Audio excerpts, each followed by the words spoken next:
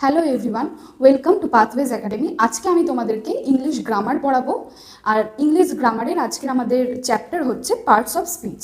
তো চলো দেখে নেওয়া যাক what is parts of speech. তাহলে দেখো কি লেখা আছে, parts of speech are the different types of word used in a sentence according to their function. তাহলে পার্টস অফ স্পিচ কি? ডিফারেন্ট টাইপস অফ ওয়ার্ড মানে বিভিন্ন ধরনের শব্দ ইউজড ইন এ সেন্টেন্স, একটি বাক্যে যেগুলি ব্যবহার করা হয় অ্যাকর্ডিং টু দেয়ার ফাংশনস মানে কলাকৌশল, তাদের কলাকৌশল অনুযায়ী। মানে পার্টস অফ স্পিচ হলো কতগুলি শব্দের সমষ্টি যেগুলি ডিফারেন্স, তাদের হচ্ছে ডিফারেন্সিয়েট, তাদের আছে কলা কৌশল আছে সেই সমস্ত শব্দের। তো সেই শব্দগুলিকে একত্রে একটি বাক্যে বসিয়ে একটি মিনিংফুল বাক্য তৈরি করা হয়, অর্থবহ বাক্য। সেই বাক্যটি হচ্ছে পার্টস অফ স্পিচ। তাহলে পার্টস অফ স্পিচের 8টি ভাগ আছে। কয়টি ভাগ? 8টি ভাগ। 8টি ভাগ কি কি? Noun, pronoun, verb, adjective, adverb, preposition, conjunction and interjection. তাহলে এইবার আমরা জেনে নেব এই ভাগগুলির সম্বন্ধে। এই ভাগগুলি সম্পর্কে আজকে আমি তোমাদেরকে একটি সংক্ষিপ্ত আলোচনা করে দেব, কিন্তু এর পরের দিনের ভিডিওতে আমি তোমাদেরকে এই ভাগগুলির এক একটির বিষয়ে ভার্স আলোচনা করে দেব। তো চলো, যেহেতু একদিনে পুরো সম্পূর্ণ পার্টস অফ স্পিচ তো কভার করা যায় না, তাই জন্য আমি এগুলো সম্পর্কে সংক্ষিপ্ত বিবরণ তোমাদেরকে দিয়ে দিচ্ছি। নাও, তাহলে এবার আমাদের প্রথম পার্টস অফ স্পিচ কি? নাউন। নাউনের এই দেখো ডেফিনেশন এখানে দেওয়া আছে। কি ডেফিনেশন দেওয়া আছে দেখো, a noun is the name of a person, place, thing or idea. মানে কি বলতে চাইছে, নাউন হলো যে কোনো কিছুর নাম, মানে আমরা যেটি চোখে দেখতে পাই, যেটি অনুভব করতে পারি, তা যাই হোক না কেন সেইটির নামই হচ্ছে নাউন।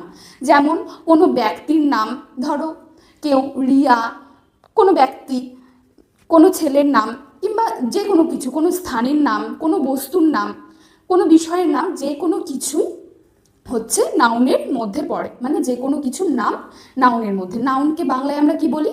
বিশেষ্য পদ। এই বিশেষ্য পদের মধ্যে কি আসে? নাম আসে। তো যে কোনো কিছুর নামই হচ্ছে নাউন। তো এবার আমরা কয়েকটি নাউনের এক্সাম্পল দেখে নেব। দেখো নাউনের এক্সাম্পল এখানে কি দেওয়া আছে, রাহিম ইজ এ গুড বয়। রাহিম, এখানে রাহিম হচ্ছে একটি ছেলের নাম, তো এইটি হচ্ছে নাউন। তারপরে দেখো কি দেওয়া আছে, Kolkata is a big city. Kolkata হলো একটি বড় জায়গা। এখানে দেখো জায়গার নাম দেওয়া আছে, কলকাতা একটি জায়গা, সেই জায়গার নাম দেওয়া আছে। তাহলে কি? Kolkata is a big city, Kolkata একটি বড় জায়গা। চলো এবার তোমাদের তাহলে প্রোনাউন শুরু করা যাক। প্রোনাউনে দেখো কি বলছে ডেফিনেশনে, a pronoun is a word used instead of a noun. মানে নাউনের পরিবর্তে যে শব্দটিকে ব্যবহার করা হয় সেটি হলো pronoun.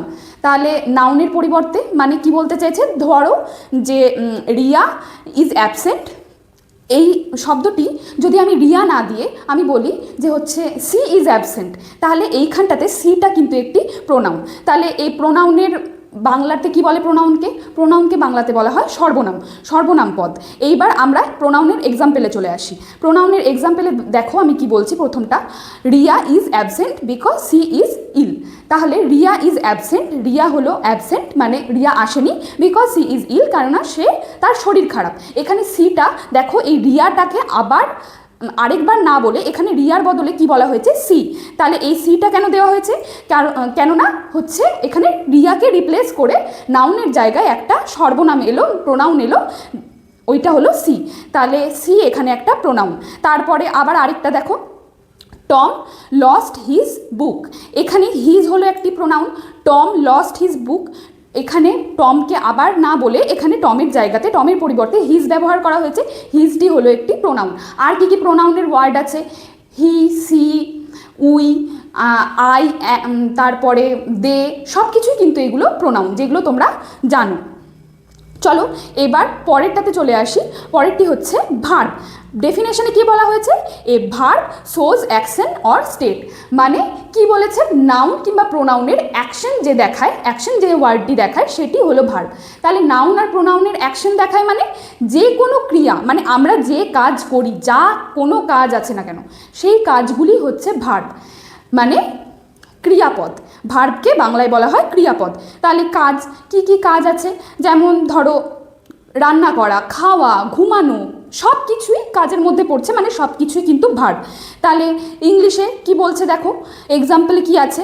The baby cries loudly. এখানে এই বেবিটা কি করছে? ক্রাই করছে। ও আরেকটা কথা বলতে ভুলে গেছি, তোমরা যদি নাউনকে কিংবা প্রোনাউনকে কি দিয়ে প্রশ্ন করো তাহলেই কিন্তু ভার্ব আসবে, তাহলে অ্যান্সারে ভার্ব আসবে। তাহলে দেখো বেবি ক্রাইজ লাউডলি, বেবি কি করছে? বেবি হোয়াট ডু লাউডলি, মানে বেবি কি জোরে জোরে করছে। বেবি ক্রাইজ লাউডলি, তাহলে এখানে ক্রাইজ হচ্ছে ভার্ব। তারপরেরটাতে দেখো চলে যাই। নাও এইবার আমি চলে যাচ্ছি তোমাদের অ্যাডজেক্টিভে। অ্যাডজেক্টিভে দেখো কি বলেছে?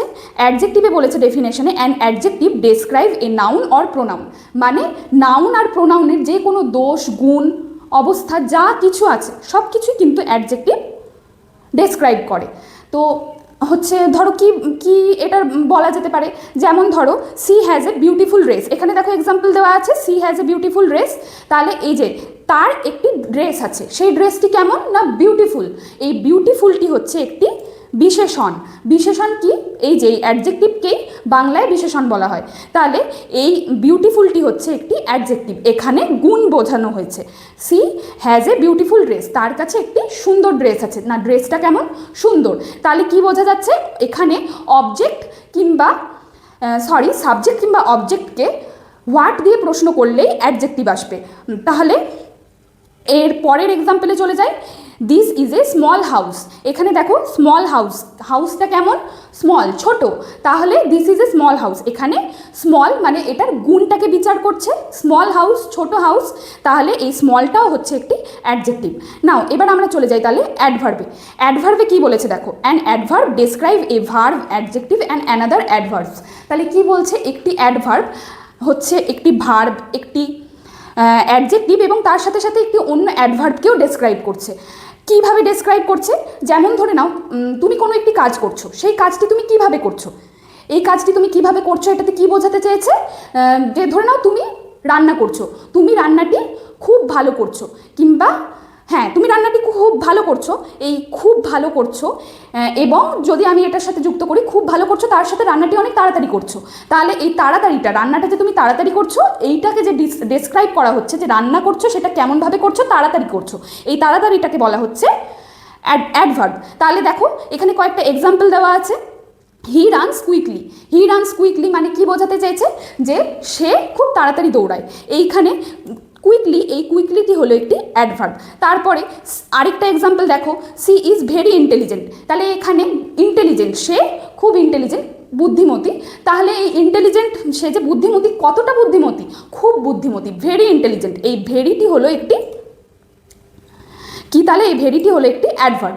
চলো এবার আমি চলে যাচ্ছি তার পরেরটাতে, মানে প্রিপোজিশনে। তো প্রিপোজিশনে কি আছে দেখো, ডেফিনেশনে কি আছে দেখে নাও। চলো, a preposition shows relation between ওয়ার্ডস। তাহলে কি বলছে? একটি প্রিপোজিশন কয়েকটি শব্দর মধ্যে রিলেশন তৈরি করে, সম্পর্ক তৈরি করে। কিভাবে সম্পর্ক তৈরি করে? যেমন ধরে নাও এখানে এক্সাম্পল দেওয়া আছে, the book is on the table. তাহলে book is on the table, book is the table, এটা বললে কি হতো? এটা বললে হতো বুকটি হলো একটি টেবিল, তাই না? বইটি হলো একটি টেবিল, এটা মানে এটা দাঁড়াচ্ছে। কিন্তু এখানে আমরা এই যে অনটা যে অ্যাড করেছি, এই যে এই শব্দটা যে আমরা অ্যাড করেছি, এইটার জন্য পুরো দেখো মিনিংটাই কিন্তু পরিবর্তন হয়ে যাচ্ছে। মিনিংটা কি দাঁড়াচ্ছে? The book is on the table, মানে বইটি একটি টেবিলের উপরে আছে। অন মানে তো উপরে, তাহলে বইটি একটি টেবিলের উপরে আছে। এখানে বইয়ের সাথে দেখো টেবিলটির একটি সম্পর্ক স্থাপন হচ্ছে। এইটাকে, এই অনটাকেই বলা হচ্ছে প্রিপোজিশন। তাহলে যখন কোনো শব্দের, দুটি শব্দের মধ্যে সম্পর্ক স্থাপন হয় তখন তাকে প্রিপোজিশন বলা হয়। চলো ওই রকমই আমরা আরেকটা এক্সাম্পল দেখে নিই। He went to school. তাহলে এখানে বলো তোমরা প্রিপোজিশন কোনটা? এখানে হচ্ছে টু একটা প্রিপোজিশন না, কেন? এখানে হি ওয়েন্ট টু স্কুল, সে যায় স্কুলে, এইটার মধ্যে তার স্কুল, তার মধ্যে এবং স্কুলের মধ্যে একটা সম্পর্ক স্থাপন হচ্ছে কোন শব্দটির দ্বারা, টু শব্দটির দ্বারা, তাই টুটিও একটি প্রিপোজিশন। নাও চলো এবার আমরা চলে যাচ্ছি আমাদের তারপরের ভাগে, প্রিপোজিশন, তারপরে কি আসছে কনজাংশন। কনজাংশনে দেখে নাও কি আছে, এই conjunction joins word or sentence, মানে একটি কনজাংশন ওয়ার্ডকে এবং সেন্টেন্সকে যুক্ত করে। তাহলে কিভাবে যুক্ত করে, কি কি আছে তোমরা যদি বলো কনজাংশন ওয়ার্ড কি কি, অ্যান্ড, তারপরে ধরে নাও বাট, এই সমস্ত হচ্ছে কনজাংশন ওয়ার্ড। এবার দেখে নাও কিভাবে যুক্ত করে। ধরে নাও দুজন মানুষ আছে, তাদের দুজনকে কি আমি যদি এইভাবে বলি রিনা মিনা একটি কাজ করে, কেমন লাগছে শব্দটা কিন্তু পরিপূর্ণ হচ্ছে না। দুটো মানুষকে একই মনে হচ্ছে, একজনই মানুষ মনে হচ্ছে, তোমরা যদি ভালোভাবে লক্ষ্য করো। তাহলে দেখো রিনা, এর মধ্যেই আমি যদি বলে দিই রিনা অ্যান্ড মিনা, রিনা এবং মিনা, যদি আমি রিনা এবং মিনা বলি এবং যদি যুক্ত করি, তখন কি হচ্ছে আমরা বুঝতে পারছি যে হ্যাঁ এখানে দুটো মানুষের নাম বোঝানো হয়েছে, যে কোনো একজন না। তাহলে রিনা, এইরকমই একটা এক্সাম্পল দেখে নাও, রিনা অ্যান্ড মিনা আর ফ্রেন্ডস। তাহলে এখানে রিনা অ্যান্ড মিনা, এই যে এই দুজনকে, রিনাকে এবং মিনাকে, এই দুটিকে যুক্ত করা হলো কি দিয়ে, অ্যান্ড দিয়ে। এই অ্যান্ডটা হচ্ছে তাহলে একটি কনজাংশন। তারপরের যে ইয়েটা আছে সেটা দেখে নাও, এক্সাম্পলটাতে কি বলেছে, I was tired but I worked. যদি এখানে শুধু বলা হতো আই ওয়ার্কড, আমি কাজ করছিলাম, তাহলে কিন্তু এই যে সব বাক্যটা যে আমি বললাম, এই বাক্যটা শুনে কি মনে হচ্ছে, এই বাক্যটা কিন্তু পরিপূর্ণ হচ্ছে না। এই বাক্যটা শুনে মনে হচ্ছে আমি কাজ করছিলাম, কিন্তু কাজ করছিলাম, কিন্তু তার আগের যে অংশটা সেটা তো আমি বুঝতে পারছি না। তাহলে ওই জন্যই হচ্ছে বাট দিয়ে দেখো এখানে যোগ করা হয়েছে, I was tired but I worked, মানে আমি খুব ক্লান্ত কিন্তু আমি কাজ করছিলাম। দেখো তাহলে কি বলেছে এখানে, এই যে I was tired but I worked, এইটা তাহলে এখানে বাটটা হচ্ছে একটি কনজাংশন। তাহলে নাও এবার আমাদের লাস্ট পার্ট, আমরা চলে এসেছি পার্টস অফ স্পিচের। কি আছে, ইন্টারজাকশনে কি বলেছে দেখো, definition, an ইন্টারজাকশন express sudden emotion, মানে কোনো ব্যক্তি বস্তুর একটা যে ইমোশন, ব্যক্তির যে ইমোশন, কোনো বিশেষ্য পদের নাউনের ইমোশন, এইটা বোঝাচ্ছে। যে কোনো কিছু, ব্যক্তি, বস্তু, কোনো ভিউ, যা খুশি সব কিছুরই, কোনো দৃশ্য, সব কিছুরই ইমোশন এটা বোঝায়। তাহলে ইমোশনে কী কী আসছে, কী কী দিয়ে বোঝায়, কিছু কিছু ওয়ার্ড হয়, আমরা বলি না বাহ এটা কি সুন্দর, আরে এটা কি দারুণ, আমরা এই সমস্ত ওয়ার্ডগুলো বলি।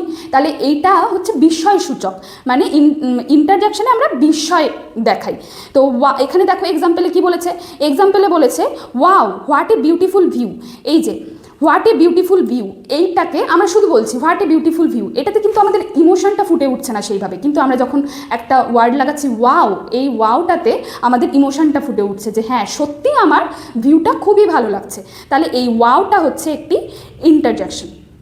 তারপরে আরেকটা দেখো, এখানে বলা হয়েছে ব্রাভো ইউ প্লেড ওয়েল, এইখানেও তাই, যদি আমরা শুধু বলতাম ইউ প্লেড ওয়েল, তুমি খুব ভালো খেলেছো, এইটা বললে সেইভাবে কিন্তু ইমোশন ফুটে উঠছে না। কিন্তু আমি যখন বলছি ব্রাভো, বাহ তুমি দারুণ খেলেছো, তুমি খুব ভালো খেলেছো, তখন আমাদের ইমোশনটা ফুটে উঠছে যে সত্যি খেলাটা আমার খুবই পছন্দ হয়েছে, খুবই ভালো লেগেছে, তাই জন্য এখানে ব্রাভোটা ব্যবহার করা হয়েছে। তাহলে ব্রাভোটাও একটা ইন্টারজাকশন ওয়ার্ড। তো হয়ে গেল আমাদের 8টা পার্টস অফ স্পিচ। আশা করি তোমরা এই ব্যাপারটা বুঝতে পেরেছো, এই সংক্ষিপ্ত বিবরণটা। এর পরের দিন আমি যেরকম বললাম তোমাদেরকে এই সবকটি ভাগের ডিটেলসে আলোচনা করব।